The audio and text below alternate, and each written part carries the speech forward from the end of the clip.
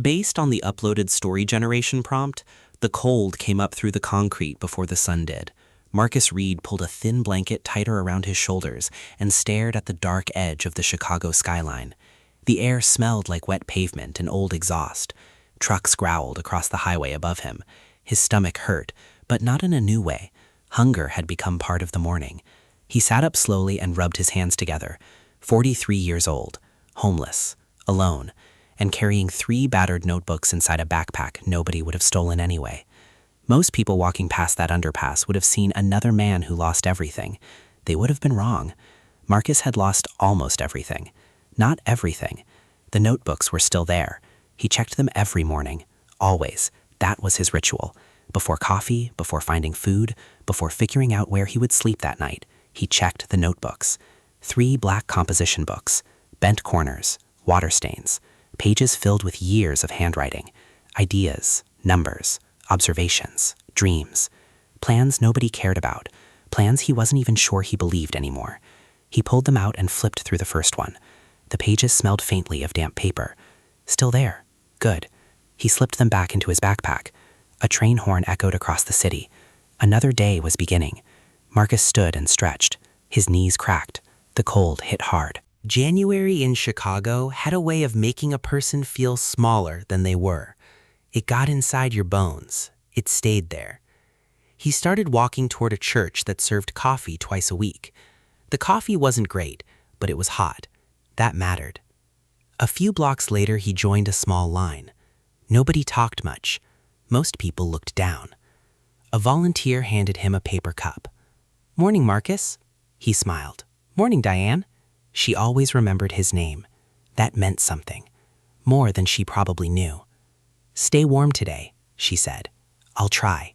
He wrapped both hands around the cup. Steam rose into the freezing air. For a few seconds, it felt like hope. The strange thing was that Marcus hadn't always been poor. 5 years earlier, he owned a small house in the South Side. Nothing fancy.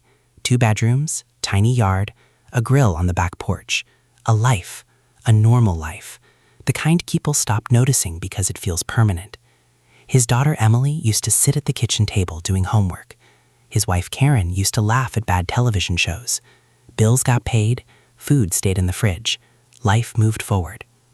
Then came a Tuesday. Marcus still remembered every detail. The smell of machine oil, the bright lights inside the factory, the sound of boots across concrete floors. He had worked there 21 years. 21. Long enough to believe he would retire there.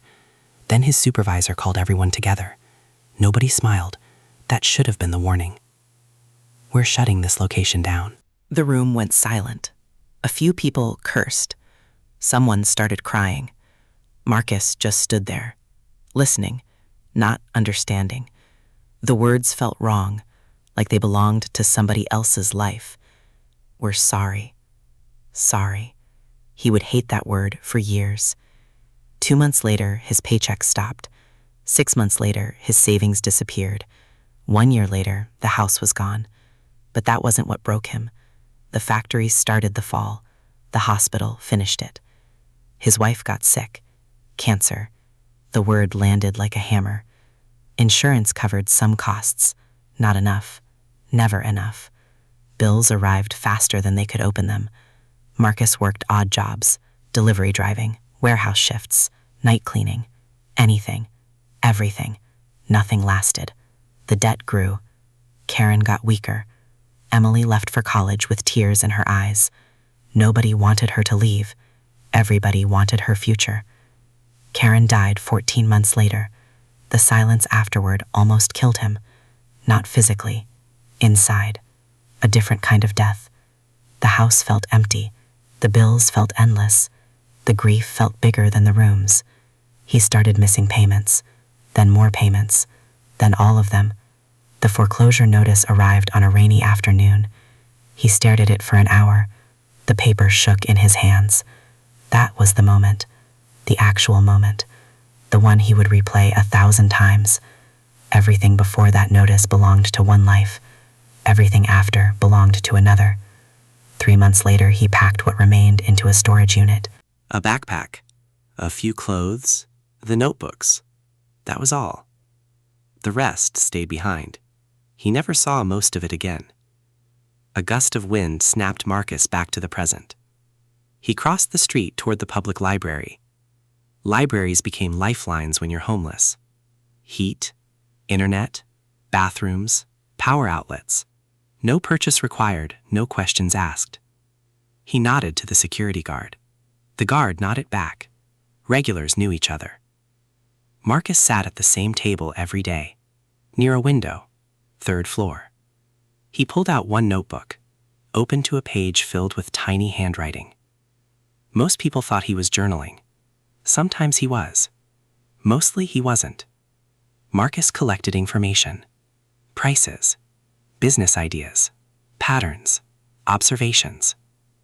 Years earlier, he started writing down things people threw away. Furniture, books, tools, electronics. Items left beside dumpsters. Items left on curbs. Items abandoned during moves. He had always noticed things. It was a habit. One day that habit became notebooks. Then the notebooks became thousands of pages. Nobody cared. Nobody asked. Marcus kept writing anyway. The librarian named Susan walked by. "Morning. Morning. You eating okay?" He smiled slightly. "Trying." She reached into her pocket. A gift card. $10. Local grocery store. Marcus looked embarrassed. "Susan, take it." "I can't." "Sure you can." He hesitated, then accepted it. "Thank you." "You're welcome." She kept walking. Marcus stared at the card. His eyes watered. Not because of the money, because someone noticed. Sometimes that's what saves people. Not solutions, not miracles. Being seen. Around noon, he left the library. Snow had started falling. Small flakes, sharp wind. Chicago looked gray. The city felt tired. Marcus walked toward a shelter. The shelter wasn't terrible. It wasn't good either. Metal beds, crowded rooms, arguments at night. People carrying pain everywhere they went. Still, it beat sleeping outside. Most nights. Inside, a man named Rick waved him over. Rick was a former truck driver, 60 years old, missing 3 teeth. Good heart, bad luck. "You hear about Jason?" Marcus sat down. "What happened?" "Got a job?" "No kidding. Warehouse." Marcus smiled. "Good for him." Rick nodded. "Maybe we're next." Neither man sounded convinced. They sat quietly, watching television nobody cared about. After a while, Rick pointed toward the backpack. "You still writing?" "Every day." "What do you even write?" Marcus laughed softly. "Everything." Rick shook his head. "You're the smartest homeless guy I know." Marcus looked away. Smart didn't feel useful anymore. The shelter lights flickered overhead. People moved around them, some hopeful, some angry, some completely defeated. Marcus understood all 3. That night, he lay awake listening to snores. The room smelled like detergent and old shoes. He couldn't sleep. His thoughts drifted to Emily. He called her every Thursday, never missed one. Tomorrow was Thursday. She worried about him. He hated that. Parents weren't supposed to become burdens, yet here they were. The next morning arrived cold and bright. Marcus found a quiet corner outside and called her. The phone screen was cracked, battery at 12%. His entire world lived inside that phone. Emily answered immediately. "Dad? Hey, kid. You okay?" "I'm okay." It wasn't completely true. It wasn't completely false either. She talked about classes, friends, exams, normal things. Marcus loved hearing normal things. Normal sounded beautiful now. Finally, she got quiet. "Dad? Yeah? You can stay with me." "No." "Why not?" "You need to focus on school."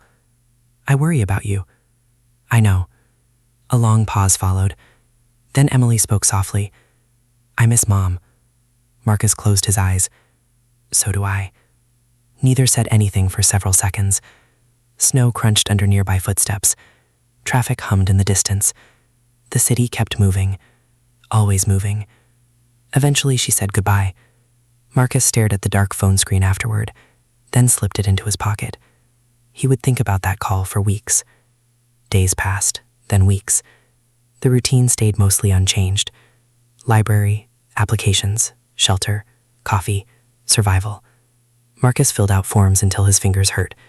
Most employers never responded. Some did. The interviews always felt the same. Everything went fine. Then came the gap. The gap on the resume. The look changed. The conversation changed. The outcome changed. We'll call you. Nobody called. One afternoon, he walked back from an interview through falling snow. His shoes were soaked. His feet hurt. He passed a row of dumpsters behind an apartment building. Normally, he kept walking. That day, something caught his eye. A stack of notebooks, discarded, rain-damaged, half-ruined. Most people would have ignored them. Marcus stopped. Curiosity pulled him closer. He picked one up. Pages filled with handwriting, lists, calculations, business notes, ideas. The owner had thrown everything away. Years of thinking, gone.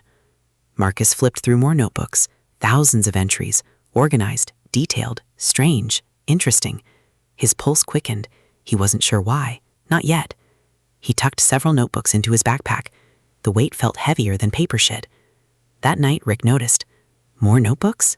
Yeah. You collecting those things now? Marcus smiled. Maybe. What for? Marcus looked down. He honestly didn't know. Not yet. But something about those pages bothered him. Something about them felt important. A week later, he returned to the library. The discarded notebooks sat open across the table. Marcus studied them carefully. Hours passed. Patterns started appearing. Connections, numbers, records, observations. The original owner had tracked something very specific, something valuable. Marcus leaned back. His heart started beating faster. He checked the pages again, then again, then again. The information couldn't be what he thought. It simply couldn't. Yet there it was, written clearly, page after page, year after year. For the first time in months, Marcus forgot he was hungry.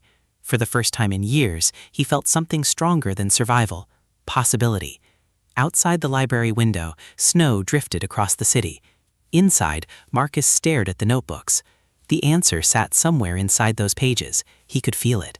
He just didn't know what it would cost to uncover it. Marcus didn't tell anyone about the notebooks. Not Rick, not Susan, not even Emily. The idea felt too fragile, like a match in the wind. One careless word could kill it. So he kept reading, every day, hour after hour. The library became his office. The notebooks became his work. And slowly a picture emerged. The original owner had spent years tracking discarded property across Chicago. Not random trash, not junk. Valuable items, usable items. Items people abandoned during moves, evictions, foreclosures, estate cleanouts, and building renovations. Every page held details. Addresses, neighborhoods, dates, patterns, pickup schedules, property management companies, apartment turnover rates, storage auctions, construction waste, everything. The man had built a map, not a paper map, a map of opportunities. Most people saw garbage. He saw inventory. Marcus sat frozen one afternoon as realization hit him. The notebooks weren't valuable because of what they contained. They were valuable because of what they revealed. A system, a pattern. A hidden economy. An economy nobody talked about. He stared out the library window. Snow drifted across State Street. Cars crawled through traffic. Thousands of people moved through the city, throwing things away every day. Perfectly good things. Furniture, tools, appliances, books, electronics. And somebody had spent years documenting where it happened. His pulse quickened. He copied pages into his own notebooks. He organized information, cross-referenced addresses, compared dates. The more he looked, the clearer it became. There was money sitting on sidewalks all over Chicago. Not easy money, not lottery money, work money, real work. Marcus understood work. A week later, he made a decision. He used $40 he'd saved from odd jobs. Then he bought a used folding cart from a thrift store. Rick stared at it when Marcus rolled it into the shelter. "What are you doing?" Marcus grinned. "I'm running an experiment." Rick laughed. "That sounds dangerous." "Maybe." "What kind of experiment?" Marcus tapped his notebook. "This kind." The next morning he left before sunrise. The cold air burned his lungs. He followed one of the notebook addresses, then another, then another. Nothing. Mostly trash. Broken chairs, wet cardboard, damaged furniture. He kept walking. Hours passed. His feet hurt. His hands froze. Then he found it. A working power drill. sitting beside a dumpster. Marcus picked it up, examined it. Still worked. He checked online prices at the library later. Used value, $35. Not life-changing, but not worthless. The next day he found a set of hand tools, worth $60. 2 days later he found a coffee table, worth maybe $50. Then a desk chair, then a microwave, then a shelf. Small things, useful things, sellable things. The money came slowly, very slowly, but it came. He started listing items online, using library computers, meeting buyers in public places. Sometimes sales happened, sometimes they didn't. Many days ended with nothing. One afternoon he pushed the cart 6 miles. Nobody bought a thing. The wind whipped across the lake. Snow soaked through his shoes. He sat on a bus stop bench, exhausted, defeated, hungry. For a long time he stared at traffic. Maybe everyone else had been right. Maybe he was wasting time. Maybe notebooks couldn't save anybody. Then his phone buzzed. A buyer. The microwave. $20. Not much, but enough. Enough to stand up again. Enough to keep moving. That's how progress looked. Not dramatic, not beautiful. Tiny. A few weeks later, Marcus rented the smallest storage unit he could afford. The place smelled like dust and concrete. The unit was barely larger than a closet. To him, it felt like a warehouse. His warehouse. His inventory. His future. Rick visited one afternoon. His eyes widened. No way. Marcus laughed. What? You actually did it.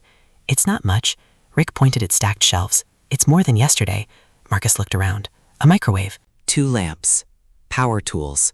Small furniture. Kitchen items. Not much. But Rick was right. It was more than yesterday. Sometimes that's enough. Spring arrived slowly. Chicago shed its winter coat. Dirty snow disappeared. Sidewalks filled again. People emerged from apartments. Marcus worked harder. Longer hours. More miles. More listings. The notebooks kept guiding him. Patterns became clearer. Certain neighborhoods generated better finds. Certain dates mattered. Certain property managers replaced furniture regularly. Certain apartment buildings practically announced opportunity. He filled notebook after notebook. His own system grew larger than the original. Then came the first setback, a big one. Marcus used nearly all his savings on a used cargo van. It wasn't pretty, rust spots everywhere, over 200,000 miles. But it ran. For 2 weeks. Then the transmission failed. The repair estimate nearly made him sick. $3,000. He stared at the mechanic. You serious? The mechanic nodded. I'm sorry. Marcus sat in the van afterward. Silence filled the cab. His hands shook. Every dollar he'd saved, gone. Every step forward, gone. For a moment he wanted to quit. Just quit. People rarely talk about that moment. The moment between failure and decision. The moment nobody sees. The private battle. The argument inside your own head. Marcus sat there for almost an hour. Then he opened one notebook. Not because it held answers. Because it reminded him who he was becoming. A man who looked for possibilities, not excuses. He sold the van, took the loss, started over. Again. That summer brought another near breakthrough. A property manager noticed him working. Her name was Denise. She watched him load discarded furniture. Finally, she walked over. You buy that stuff? Sometimes. You sell it? Yeah. Denise nodded. I might have something for you. Marcus tried not to get excited. Excitement could be expensive. A week later, she called. An apartment complex was replacing furniture. Hundreds of pieces. Marcus arrived early. His heart raced. This could change everything. Then reality arrived. Too much inventory. Too little storage. Too little transportation. Too little money. He couldn't handle even 10% of it. Watching opportunity slip away hurt. A lot. Still, Denise remembered him. That mattered. People started remembering him. The reliable guy. The honest guy. The notebook guy. Reputation grows quietly, then all at once. By autumn, Marcus had saved enough to rent a larger storage unit, then another. His inventory expanded. His sales improved. He created simple spreadsheets at the library, tracked profits, tracked losses, track demand. The old factory worker inside him loved systems, loved organization, loved patterns. One evening, Susan found him studying spreadsheets. She smiled. "I knew those notebooks were up to something." Marcus laughed. "You probably thought I was crazy." A little. Fair. She sat down. "So what's happening?" Marcus hesitated, then told her everything. The discarded notebooks, the business, the storage units, the plan. She listened carefully, never interrupting. When he finished, she smiled. "I don't think you're homeless anymore." Marcus frowned. "I still sleep at the shelter." "That's not what I mean." He looked confused. Susan tapped the notebook. "Your address isn't who you are." The words stayed with him for months. Meanwhile, sales kept growing. Not fast. Steady. Steady is stronger. Marcus learned that. One good month means little. Many good months mean something. Then came another setback. An online scam, a fake buyer. Several expensive tools disappeared. Nearly $2,000 lost. Marcus felt sick. He barely slept. Old fears returned. The fear that success wasn't meant for people like him. The fear that every climb ends with a fall. He called Emily that Thursday. She listened quietly. Then she laughed. Marcus blinked. "What? You sound different." "Different how?" "Like a business owner complaining." He laughed despite himself. "I got robbed." "I know. So why are you laughing?" "Because 2 years ago you would have been talking about survival." She paused. "Now you're talking about inventory." Marcus sat quietly. The realization hit him. She was right. The problems had changed. The struggle remained. But the struggle had changed shape. That mattered. By winter, Marcus left the shelter. Not permanently at first. A small room, month-to-month rent. Old building, thin walls, tiny kitchen. But it was his. The first night felt strange. No shelter noise, no arguments, no snoring, just silence. He sat on the edge of the bed, looking around. A lamp glowed softly. The room smelled like fresh paint. His backpack sat in the corner. The notebooks rested on a shelf. For a long time, he simply stared. Then he cried. Quietly. Nobody saw. Nobody needed to. Some victories are private. Some victories belong only to the person who fought for them. Months passed. The business continued growing. Property managers called directly now. Storage companies called. Apartment complexes called. People trusted him. One opportunity led to another. Then one afternoon, Denise called again. Her voice sounded serious. "I've got something big." Marcus sat upright. "How big?" She laughed. "Big enough you should sit down." His stomach tightened. Outside his office storage unit, rain tapped against metal roofs. Marcus listened carefully, and what Denise said next could change everything. Marcus sat down. Rain rattled against the storage facility roof. The sound echoed through the long metal hallway. "What is it?" he asked. Denise took a breath. "The owner of 3 apartment complexes is retiring." Marcus listened. "They've got years of abandoned inventory." "Okay. They need somebody to manage everything." Marcus frowned. "What does that mean?" It means they want one person handling cleanouts. His heart sped up. One person? One company. Silence filled the line. Marcus looked around his storage unit. Shelves, boxes, furniture, notebooks. The life he'd built from almost nothing. It suddenly felt very small. "How much inventory?" he asked. Denise laughed. "More than you can imagine." A week later, he toured the properties. The scale shocked him. Apartment after apartment. Storage rooms packed with furniture, appliances, tools, decor, office equipment, building materials. Years of accumulated items. Millions of dollars had once been spent on those things. Now they sat forgotten. Marcus walked through dusty hallways. The smell of old wood and cardboard filled the air. His hands trembled slightly, not from fear, from possibility. The owner was a gray-haired man named Tom, 70 years old, direct, no nonsense. Tom watched Marcus carefully. "You understand this business?" Marcus nodded. "I think so." "You reliable?" "Yes." "You honest?" "Yes." Tom looked at him for a long moment. Then he smiled. "Good." That was the entire interview. 3 days later, Marcus got the contract. He read the email 5 times, then 10, then 20. The numbers looked unreal. More money than he'd earned in years. More responsibility, too. A lot more. He called Emily immediately. She answered on the first ring. "Dad?" "I got it." A pause, then another. Then she screamed. The sound made Marcus laugh so hard he nearly cried. She kept talking, words tumbling over each other, excitement, relief, pride, the kind only family can feel. Finally, she stopped. "Dad?" "Yeah? I'm proud of you." Marcus stared out the window. Rain rolled down the glass. For a moment, he couldn't speak. Those 4 words hit harder than any paycheck, harder than any contract, harder than success itself. "I'm proud of you too," he finally said.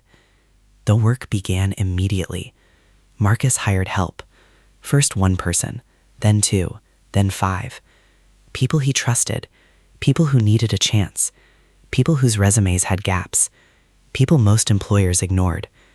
He remembered exactly how that felt, so he paid attention. 1 employee had lived in a shelter. Another had been unemployed for years. Another was rebuilding after addiction. Marcus didn't hire perfect people. He hired willing people. That made all the difference. The company grew, slowly, then quickly. Storage units became warehouses. Warehouses became larger warehouses. Inventory expanded. Customers multiplied. Property managers recommended him. Apartment owners called him. Real estate companies reached out. Word spread. Marcus built systems for everything: tracking, pricing, scheduling, transportation, sales. The notebooks had trained him for years without him realizing it. Every observation mattered. Every pattern mattered. Every page mattered. By the 2nd year, the company operated across much of Chicago. The numbers still surprised him. Sometimes he would stare at financial reports, Then laugh. The homeless man under the highway would never believe them. Neither would most people. But the reports were real. The work was real. The climb was real. Nothing had appeared overnight. Every inch had been earned. One winter afternoon, Marcus returned to the underpass where he once slept. Snow covered the ground. Traffic roared overhead. The cold felt exactly the same. He stood quietly, hands in his coat pockets. Nobody recognized him. That wasn't important. He wasn't there for recognition. He was there because he needed to remember, needed to see it again, needed to honor the person who survived there. A man pushing forward without evidence things would improve. A man carrying notebooks nobody valued. A man who kept going anyway. A voice interrupted his thoughts. "Marcus?" He turned. Rick. Older. Thinner, but still Rick. For a second, neither spoke. Then they hugged. Hard. The kind of hug shared by people who understand things words can't explain. "What are you doing here?" Rick asked. Remembering. Rick smiled. "Yeah." Marcus took him to lunch. A real lunch. A warm restaurant. Fresh burgers. Hot fries. Coffee that never stopped coming. The smell alone felt comforting. They talked for hours. About life. About people from the shelter. About who made it. About who didn't. Not every story ended well. That truth never left Marcus. Some people found opportunities. Some never did. Some battles were bigger than effort alone. He knew that. The world was complicated. Always would be. Before leaving, Marcus slid an envelope across the table. Rick frowned. "What's this?" "Open it later." Marcus stood. Rick looked suspicious. "Marcus, just open it later." Then he left. Rick didn't open the envelope until morning. Inside was enough money for first month's rent and a security deposit, along with a handwritten note. Everybody deserves a chance to start again. Rick saved that note. He still has it. The years continued. The company expanded beyond anything Marcus once imagined. Warehouses, employees, partnerships, investments, financial independence. The phrase sounded strange even in his own head. Money no longer controlled every decision. Bills no longer created panic. The phone no longer carried threats from creditors. The future no longer felt like a dark hallway. It felt open, wide, possible. But the money wasn't the best part. Not even close. The best part came one spring morning. Marcus stood in front of his bathroom mirror. Sunlight spilled through the window. Birds chirped outside. Coffee brewed in the kitchen. Normal sounds. Beautiful sounds. He looked at his reflection. Gray in his beard now. Lines around his eyes. Older. Definitely older. But something had returned. Something he'd lost years earlier. Recognition. For the first time in a very long time, he recognized the man looking back. Not because of money, not because of success, because shame no longer stood between them. He had survived. He had rebuilt. He had become someone he respected again. That mattered more than any bank account. Later that year, Emily graduated. Marcus sat in the audience. Surrounded by cheering families, the auditorium buzzed with excitement. When her name was called, he stood immediately, applauding harder than anyone. Emily spotted him. Their eyes met. She smiled, the same smile her mother once had. For a moment, grief and joy shared the same space. Neither pushed the other away. That's how healing works sometimes. Not replacing pain, making room beside it. After the ceremony, Emily hugged him tightly.